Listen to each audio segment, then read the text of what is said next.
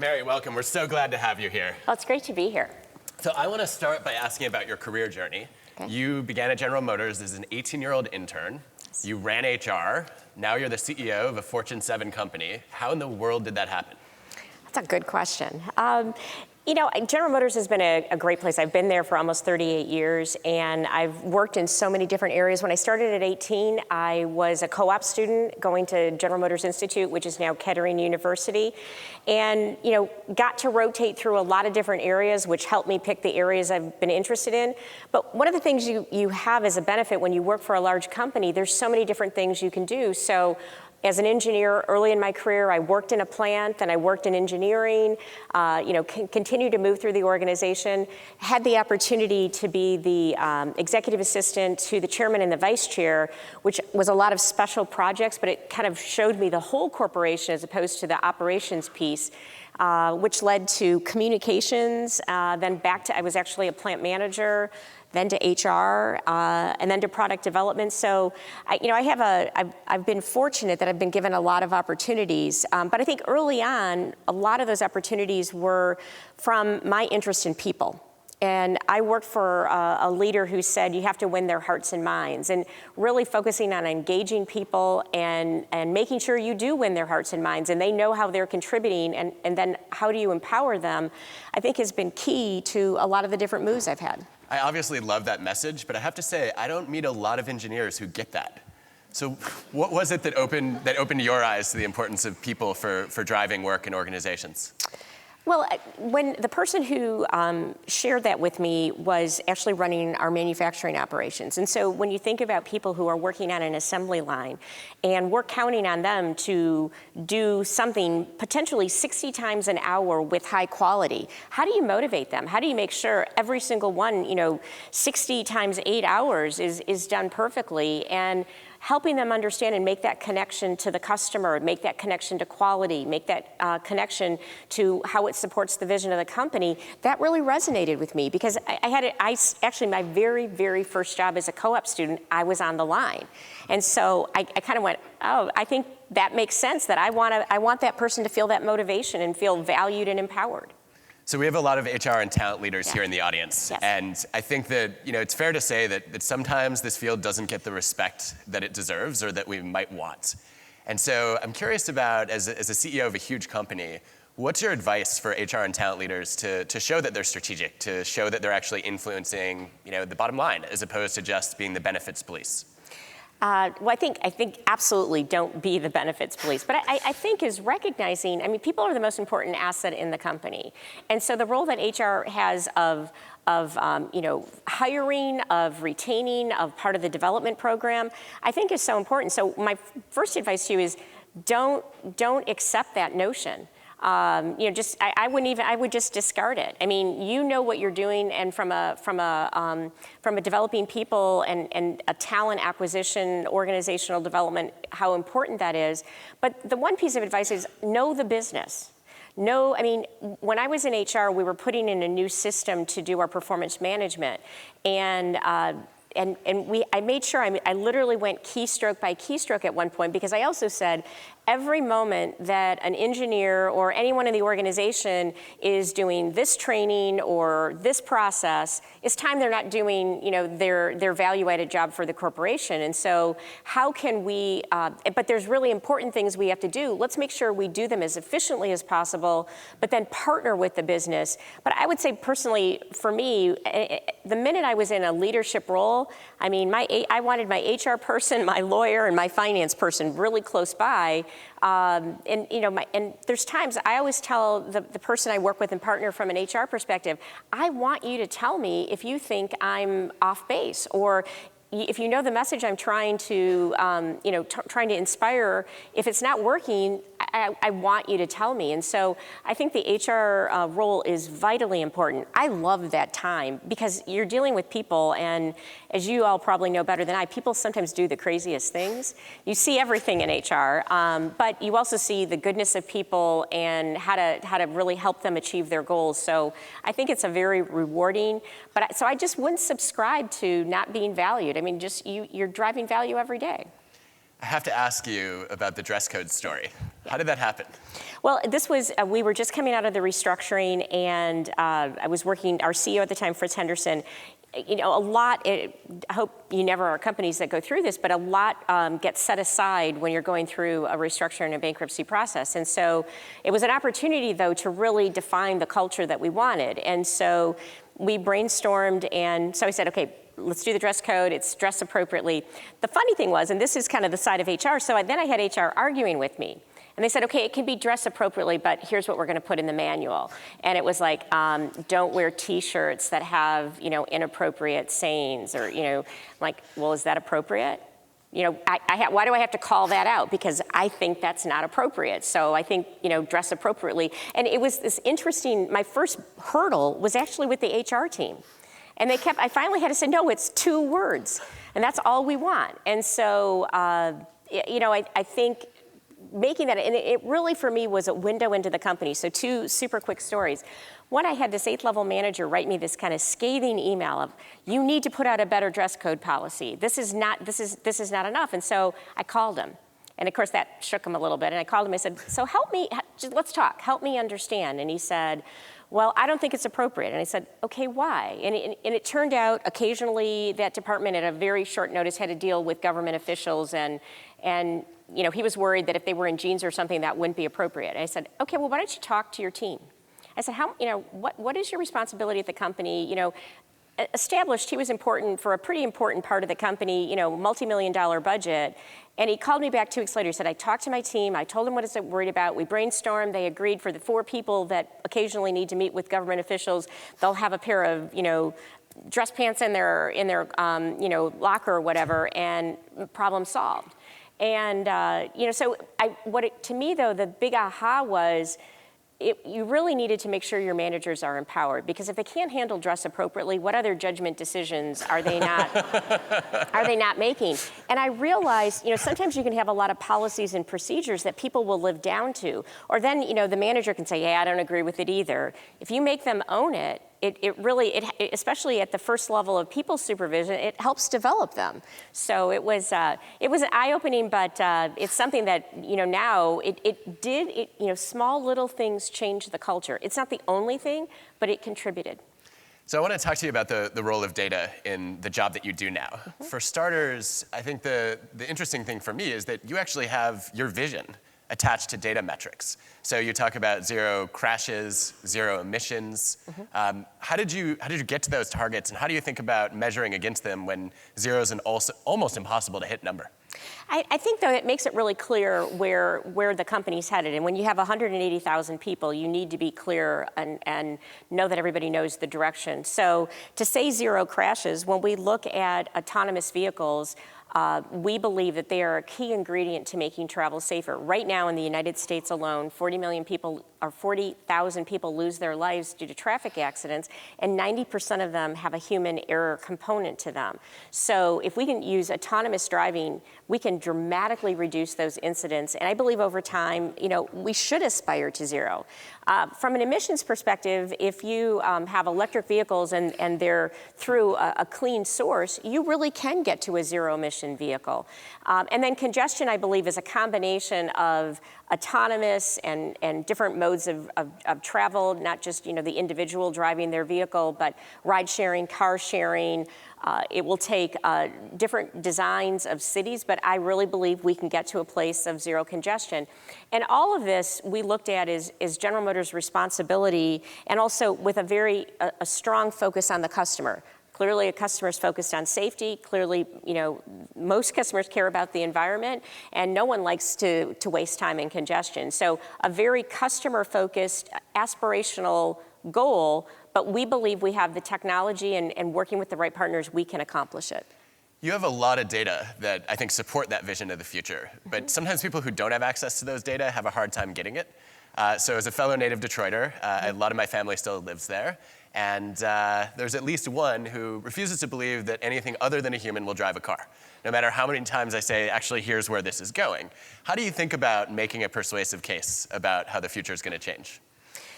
Well, again, I think when you look at change, I think just human nature, people don't want change unless the benefit is greater. I mean, I'm an engineer, so that one time I had an equation that, the benefit, it was like B has to be greater than the E effort for the change. And it was an equation, so I liked it.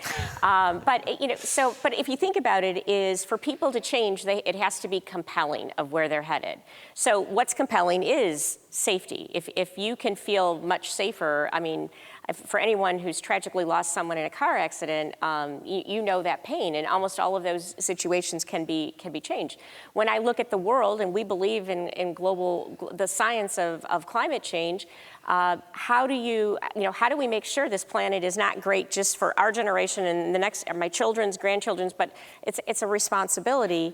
And then congestion, people clearly see the value because, I think a lot of road rage comes from people being frustrated because they can't get to where they want to get to as quickly as they think they should. So I've tried to make that case. I don't think I made it as convincingly as you just did, and the reaction is often, but I really like driving. But I really like to drive, but I don't when it's congested.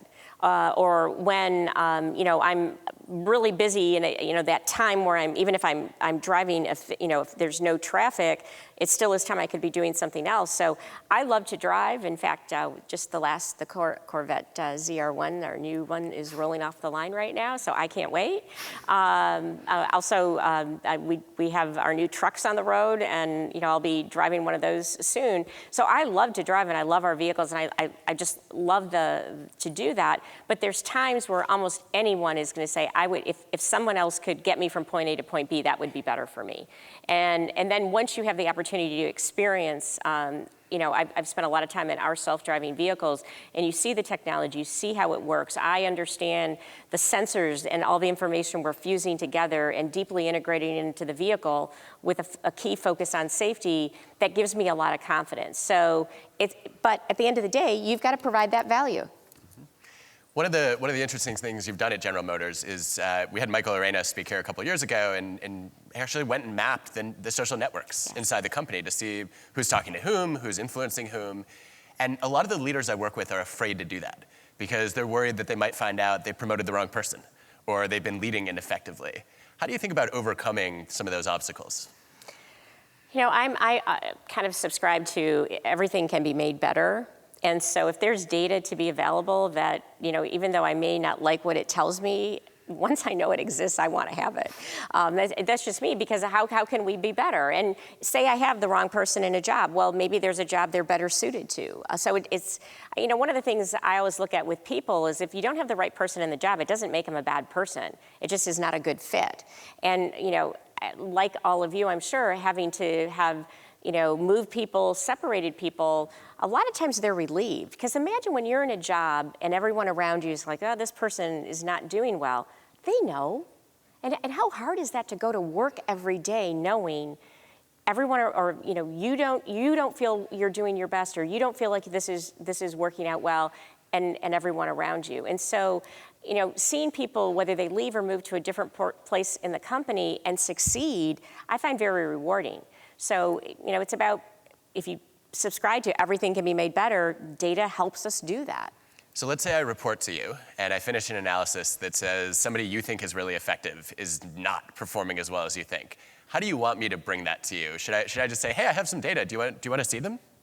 Yeah, absolutely. Actually, yeah. Let's talk about it. Or sometimes, and this is something I use with some of my team members, of if I know it's something they're not going to want to hear, I'm like, I start with, you're probably not going to like this. And then they're, okay, I've got the right mindset, but let's talk about it. And here's a perspective. Now, why don't you give me your perspective? So I think it's the way you have the conversation. And also, if they know you believe in them and you want them to be their best when you're having that person, or you want problems brought forward. One of the things that you and I've talked about, but I tell the whole employee base, if you can't solve a problem, the best time to raise it is as soon as you know it, because that's small. The longer it goes, the bigger it gets. How many of you know a problem that goes away on its own? Very rare. So smaller, better. Try and solve it. And so, again, I can't promise you I'm always, the best and most receptive, but I might come back to you the next day and go, hey, you know what, I didn't react really well to that, but that was really important. So I'd love to get a little bit of a view into your decision-making processes and how data figure into those. So you acquired Cruise to, I think, help drive this revolution in autonomous vehicles. Right. How did you think about whether that was a good decision, what data to rely on, when to trust your intuition? Well, as we had spent a lot of time as a company, as a leadership team, we had gone to Silicon Valley, talked to a lot of different companies in all areas of technology, coupled with what we were doing in R&D, and we had been working on a lot of the elements of autonomy, but we began to believe it could happen much faster, and instead of, I'll say, an evolutionary path, it could happen on a revolutionary path. And then we looked at, okay, what are the skill sets we need? And Cruise was a company we have a ventures group out in Silicon Valley also, but it's in Detroit. We have startups in Israel. So it's really an organization that looks globally for startups that we think might be important to the company, and we invest in them. Cruise was a company we had had a relationship with early on, and we had been watching it evolve. And just at the time, we were saying, here's how we want to go about doing autonomous, and I'll say a more of a revolutionary fashion in a car share environment, as opposed to just keep putting more and more safety technology on a vehicle. They were coming to the same conclusion, that in order for the technology to work well, it needed to be deeply integrated. And so, the key thing we made sure we were goal aligned, we made sure we had the same values, focus on the customer, and then very, very quickly went through the process to acquire them. And for the company, it was really a look at, can we grow this technology, or is it going to be better to acquire it? And then how do we integrate it? And spent a lot of time on the integration piece. But once we kind of looked at it, we said, you know what, we really had a lot of faith in what they were doing. We saw how it would marry with all the work we're doing, and the founders are great. So you said you wanted to make sure you had the same values. I think a lot of people in the audience would go about that decision by saying, here's our best culture survey. You all need to fill it out, and then we're going to compare and see if there's a match. I'm guessing you didn't do that. But how did you gauge what their values were? I spent a lot of time sharing what's important to General Motors and talking through our values, and not just saying, at General Motors we have 3 values of customer relationships and excellence, but it was really why are those our values, and what do they mean, and how do we live them every day? And then talking to them, and you can learn a lot, especially at the time we acquired Cruise, there were 40 people. And so talking to the 2 founders and really understanding their passion and why they were doing what they were doing, and their focus on the customer, high integrity, it was dialogue.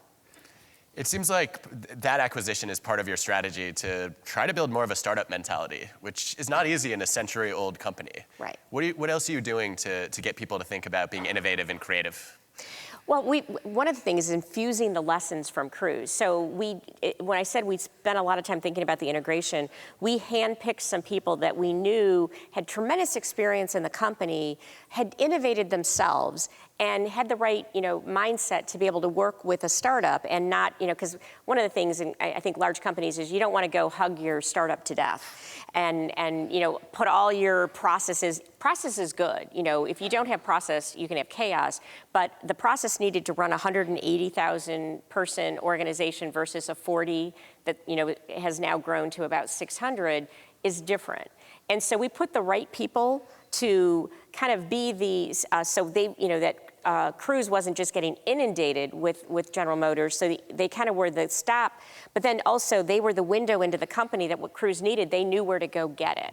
And I think that helped a lot for how the relationship, and then the power of storytelling. So we would tell a story about, one of my favorite stories is we were on a call and the Cruise team was on, or the leaders of the Cruise team were on, and somebody said, oh, we have this report, we'll schedule an hour meeting to go through it. And one of the leaders from Cruise said, could you just email it to me? I'll look at it, and if I have any questions, I'll let you know. And think about how much your time is gated by, one of my pet peeves is please don't invite me to a meeting with a set of PowerPoint charts and then read them to me. Give them to me ahead of time, let me read them, and then let's go have a conversation and make a decision or figure out what we need to do next and engage more people, but please don't read me PowerPoint charts. But telling the story from the Cruise perspective, people went, well, you're right. this report is self-contained, and it's information that doesn't need to be verbally presented. It can just be read at someone's, on their own time. And so continuing to pull stories out of how the startup drives efficiency and speed. But then I would also say what happened that is another story to tell is there were times that, the 40 folks said, at first it was like, no, I don't need to do that. And then went, oh, yes, I do. That process helps. And so it's flown both ways, huge respect, but again, it was having the right people at the interface. One of the other places that data comes into your leadership is, I think we're all curious about human behavior and what's changing, what we can learn about people that we don't normally see. And you've actually been collecting driving data for years through OnStar. Right. And I'm wondering, is there anything you've learned about human behavior through tracking driving habits? And is there anything you hope to learn moving forward? So a couple things. I think we're just in the infancy of really leveraging the power of the data that we're collecting through OnStar to, and there's a couple different things. We can use it to make better decisions in the company. We can use it to create value for that consumer, or we can use it, there's cases to anonymize and monetize it. And so we're in the early days. But a couple things that we've learned, one interesting one, we've been able to collect the data, and also this is through a website, is on electric vehicles. You get a lot of feedback if you're in an electric vehicle, are you driving as efficiently as possible? And it almost became, the Chevrolet Bolt EV has a website, and it's kind of gamification because people want to be like, I drove the most efficiently, so I got more miles than anyone else. And so how motivating that is for people, that was a big learning. I would also say where we're trying to add value is we have a new application through OnStar called Marketplace, where we can, if you opt in to the areas you're interested in, we can then situationally provide you information or a discount on gas or a coupon at Dunkin' Donuts, or you can pre-order, with a touch of one button on the screen, your favorite coffee at Starbucks that you then drive through and pick up. So it's how do we connect you, in a very non-distracting way, create value with the data that in the pipeline that we have back and forth into the car. So we're just scratching the surface. You mentioned the Chevy Bolt. You beat Tesla there. And I'm wondering when the GM flamethrower is coming out. GM flamethrower. We're customer focused, and we don't have a lot of customer data asking for that. Fair enough. Maybe soon. I want to ask you about crisis management. So I think everyone's familiar with the ignition switch crisis that you faced. And in 2014, you were named Crisis Manager of the Year for the way that you handled that.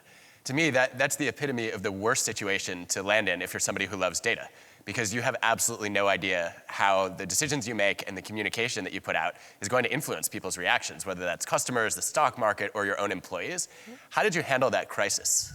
Well, immediately we formed a small team. And we met every day. And some day we met for 2 hours, some day we met for 20 minutes. Because the one thing sometimes on the outside people don't understand is that when you are in a crisis, it's not like you have perfect information on day one. I mean, in our situation specifically, we learned we had an issue and we acted. But then there was a lot to unfold.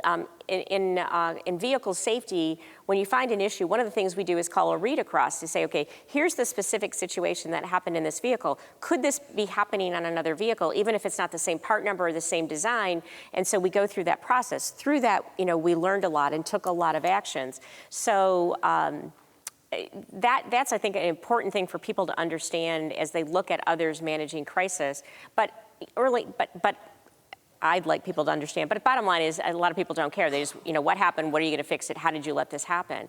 And as we met every day, we quickly defined guiding principles based on our values. And so the first was we're going to do everything possible for the customer. We're going to be transparent. And we're going to make sure we do everything in our power to make sure this never happens again. And that literally guided us every step of the way. And it was an opportunity in a very tragic situation. I've said many times, if I could turn back the clock, because as we look back at what happened, because the issues that caused this crisis in 2014 were actually engineered and designed in the late, early 2000s. I mean, when you look at the life of a vehicle. And so going back and really understanding that, and we've made tremendous changes to the way we engineer vehicles, the way we test and do safety, and talk about that. But if I could have turned back the clock to make sure no one had lost a life because of this, absolutely would have. So having that focus, understanding the seriousness of the situation, being transparent, and I would also say follow your gut. There was a couple early on. I was you get advice from everyone, and it conflicts. And I really went, spent a lot of sleepless nights and said, this just doesn't feel right. And no, we're going to do this. No, we're going to say our sorry. No, we're going to, we're going to do an independent investigation. We're going to release the independent investigation. You've really, if you have values and the team's aligned, and you just, as you go through the twists and turns of what you learned as you go through the crisis, you just keep going back to that, and it guides you on what to do.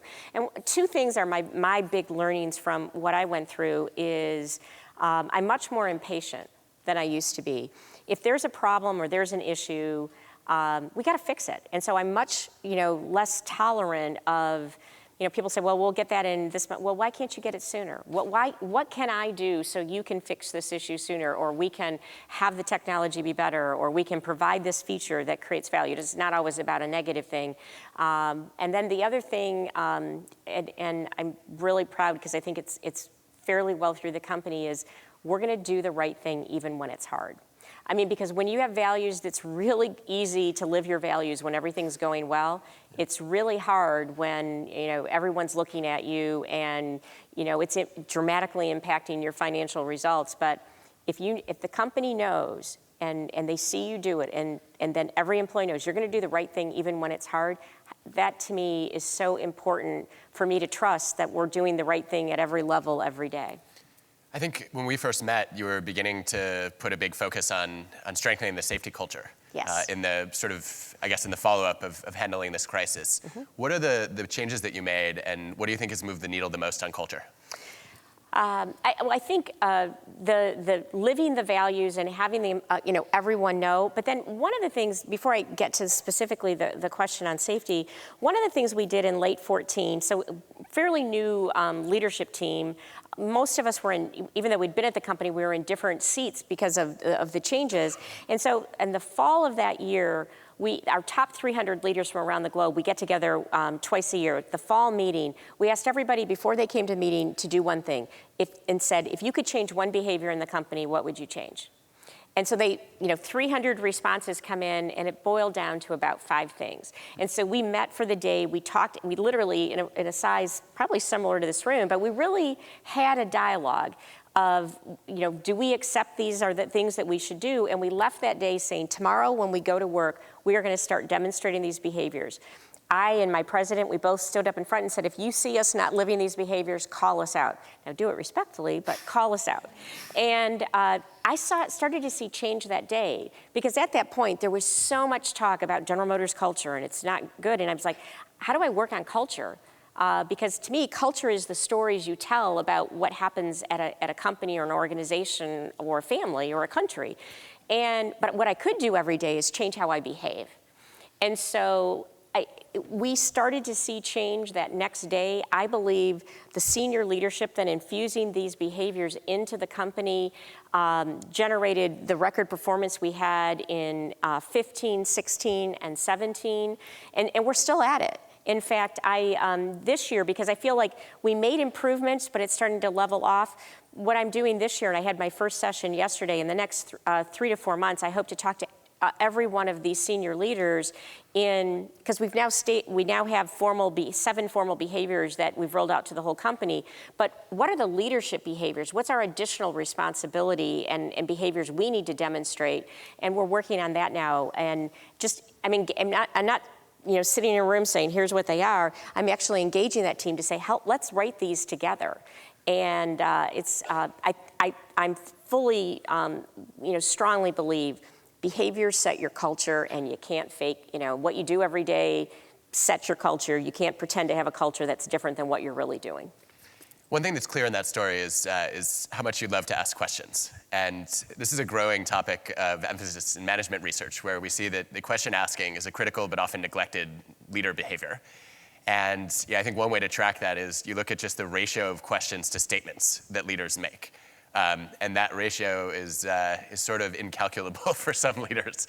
But that's not a good situation. I think you're the opposite of that. I've seen you do it many times, where you might even gather a group of junior people in the room, and they're there to learn from you, but you are firing away with lots of things you want to learn about. Do you have other favorite questions that you ask when it comes to shaping culture, when it comes to engaging and motivating employees? Oh, wow, I haven't thought about, I think that the most important is getting feedback from employees. And this actually, early in my career, I was making a presentation to the senior staff, and the CFO stepped out afterward and said, it was the first time it ever happened to me, and he stepped out and he said, "Did you get what you needed from that presentation and our response?" And I was like somewhat stunned. I was like, wow, he wants to know if I got what I needed from that conversation. When my mind was, I'm presenting to the senior team. But that was really, and so I sat there and I said, you know what? Yes, I got all the direction I needed to go forward. At the time, I was in internal communications. And so that really, was impactful for me, that a lot of times at the end of a meeting or an end of a, presentation, asking that person, did you get what you need? Is there anything else you need to go forward? I think is vitally important. And getting their opinion. How often do we have people come to us and just present a bunch of data, and they're the closest to it, yet, what do you think? So those are just some of the things of asking, did you get what you need, and what do you think? So I think it was November. I got an email that said, Mary Barra would like to speak with you. And it kind of felt like being in first grade all over again. And oh no, I got called to the principal's office. What did I do wrong? Oh no. I'm in big trouble. But the call was about something I really didn't expect, which is you said, I'm going to paraphrase, but you said, I've been working really hard on making sure that all of our senior people are mentoring not just people similar to them, which means, men mentor women. It means, white leaders mentor, leaders who come from different backgrounds. And you mentioned that you were hearing from men that they were afraid to mentor women in the wake of Me Too. So how have you responded to that? Well, so I'm really sorry I made you feel like you were getting called to the principal's office. It's all right, I got over it. Okay.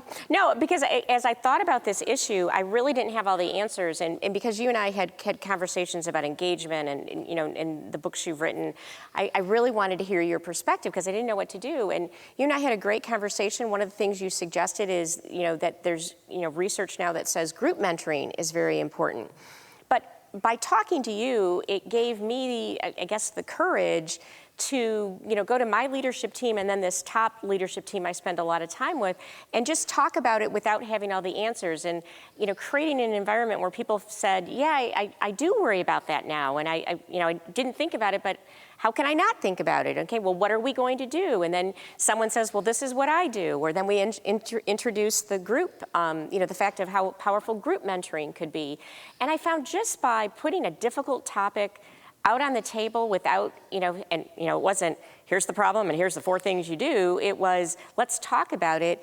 It caused everybody to be more aware of it and to realize they're not alone and that there's things we can all do together. And so it was really beneficial. I'm so glad you decided to ask a man for advice on this issue. Well, but it's interesting to me because the group mentoring sort of perspective was new for me in the sense that I'd been reading mentoring and sponsorship research. And I'd just seen over and over again that it's not about having one mentor or sponsor. You need a whole network of people developing you and watching your back. And I had been talking about this in class one day, and then students said, well, you should have group office hours instead of individual office hours. And I was worried that they wouldn't necessarily then feel comfortable, raising whatever personal concerns or questions they had. And they said, no, it gives us a chance to hear our classmates' questions and to learn from everyone else in the room, and then we also don't have to prepare as much, and we're not as nervous about having a conversation. And I went and tried it and found that I liked it better too, because I felt like I got to actually have a conversation about some big questions that were relevant to everyone, as opposed to therapy, which is, I'm not that kind of psychologist. So I'm curious about what the group mentoring idea has been like. How has it worked? How have you thought about bringing people together? Is it 2 mentors with a group of people? Is it 1 mentor with a whole group of reports? What does that look like? So I would say people have done it in very different ways. Sometimes it's a bigger group of people and and they're talking. Sometimes it's been, okay, instead of, to your exact example, instead of me normally doing 3 one-on-ones, I'm going to do, a one-on with 3 people. But people have used the concept of having more people in the room, and they've really customized it to fit what they're trying to accomplish. And so, it was just this idea that has really just kind of permeated in many different ways. I would say we're also still continuing to talk, like, for instance, with our employee resource groups. How do we leverage it within the mentoring, some of the more formal mentoring program that happens there? And looking at now, our head of HR is looking at how do we maybe structure that formal mentoring a bit differently. So the Lean In team launched a Mentor Her movement, saying, look, there are way too many men who will go out to dinner with their male mentees, but they won't do that with their female mentees. And that's not to say you have to go out to dinner with a woman, but if you're not going to do it with women, you shouldn't do it for men either, because it's not fair. And you brought your voice into that movement, but you also made it really transparent in the company and said, I'm going to have a dialogue across General Motors. I'm even going to share this on Yammer. What was that communication like? What was your message about mentoring women? Well, I think it was, some of it is similar to when I talked with my team. It was, putting it out there so as opposed to it just being, I'm just going to do this and no one will notice that I've changed my behavior. It was putting that out there, making it visible, letting people talk about it. And one of the great things was from an employee, I got this great email from a young woman who said, I want to share about my boss, Pete. Because my boss, Pete, has mentored me. He's given me great advice, and he's still continuing to mentor me. And then I sent him a note, and because it was, we were able to have it, kind of across the company. It got a lot of recognition. And I think some of these things is, there's no perfect solution. So you just got to get people past the discomfort and make everyone aware, and whether it's group mentoring solutions or continuing to mentor or, slightly changing things but not stopping. Because I know I've had so many mentors in my 38-year career. Without the mentors and without the dedication to diversity, and many of these mentors have been men, I wouldn't sit as the CEO of General Motors today. So, when I heard it and when I saw the SurveyMonkey Lean In data, it was disturbing to me. And as important as the Me Too movement is, because I think people finally feel, in many different cultures, what's happening is not acceptable, and people will listen and believe and take action is so important as well, but you don't want to have this other negative outcome. And so we've talked about both in the company, and again, I get, we don't have all the perfect solutions, but just having it out there, having people talk about it, I think is taking us to a better place. So for a room full of people who are experts in talent analytics, social science, data science, I'd love to hear, as a CEO, what data would you most love to have on people? So, we have people studying how do you hire better, how do you build more effective teams, how do you strengthen a culture, how do you improve performance reviews? What are the things that you would most want data on, people related, that you don't have? All those things. Done. How many hours do you have? Yeah. But, I think we are doing a lot with I'll call it the people analytics.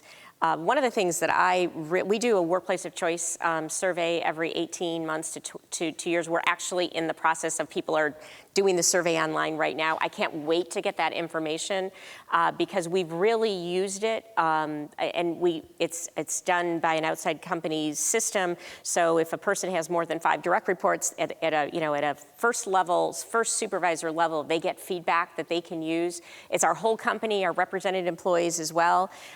We've got really high. One of the things I've learned through this is, when you ask somebody a question and then they give you advice and they tell you what they need, if you don't do it, the next time they ask you, they're gonna be like, why am I bothering to give you input? So we've worked really hard. We started doing these surveys in 2012, and so 14, 16, now 18, and making sure that people know. And each year we've seen our participation grow, and we look at it at a corporate level. We'll dissect this information so many different ways, but really make it actionable. And I think it's so important. I talk to my board about it every year, and look at the data analytics and the human capital. But right now I'm also focused on how do we hire better, and are there assessments we can do and not just to say yay or nay, but if we bring someone in with that assessment, how do we best help them, understand the organization, or if they have a strength here in some areas that they're not as strong, how do we customize how we're going to onboard them to make sure they're as successful as possible? But each of the areas, I think data can be so important to drive enabling and empowering the talent. That's such an interesting take on hiring assessments, because normally when we have assessments as part of the hiring process, we figure out who we want to bring into the company, and then we basically throw their data away. I know very few leaders who actually pay attention to that information once people are brought in. Is there anything you've done or started thinking about from an onboarding perspective to begin customizing? We've just done this recently. This is something we've been working on over the last several months.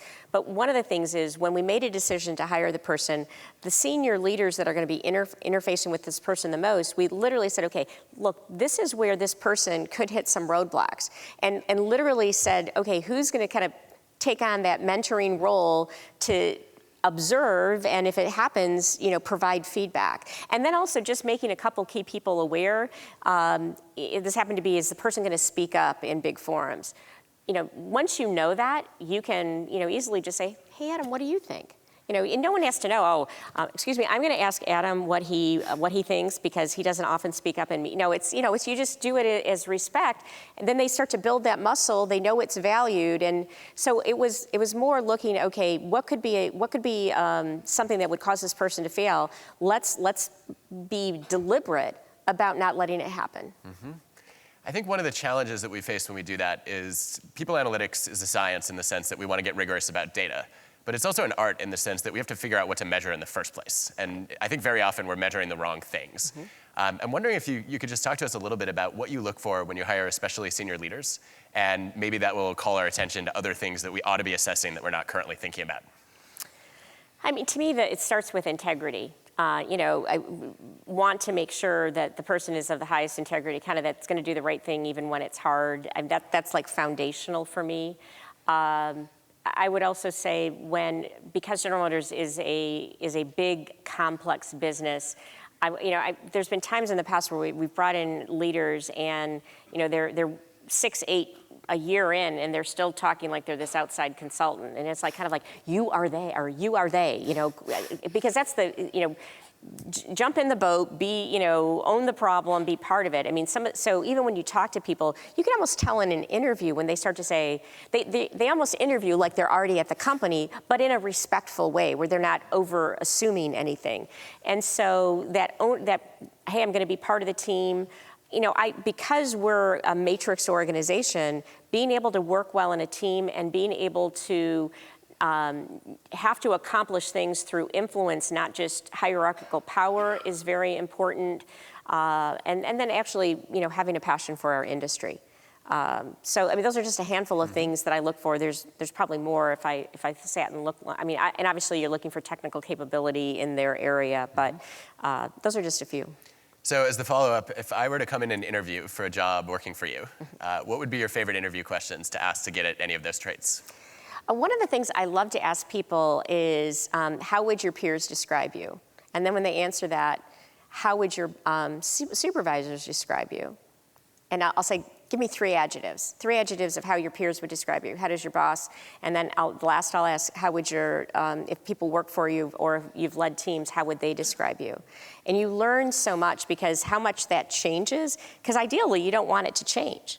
You don't want people who manage up differently and you want them to work well with their peers and empower their teams. And so that's one of my favorite questions. And I don't say I'm going to ask 3 questions. And it's kind of, when you say 3 adjectives, it rolls pretty quickly, and you learn a lot about a person by the way they answer that question. Is there a self-awareness element to that answer too? That I have to not only be aware of what my qualities are, but also I have to think about what other people believe my qualities are? I think that's really important. I haven't asked, from that perception piece, but generally I find in the answers people will they believe it as well. They're not going to give you something, well, everybody thinks I'm this, but I'm really that. I mean, and obviously it's an interview question, so they're going to be try to be as positive as possible.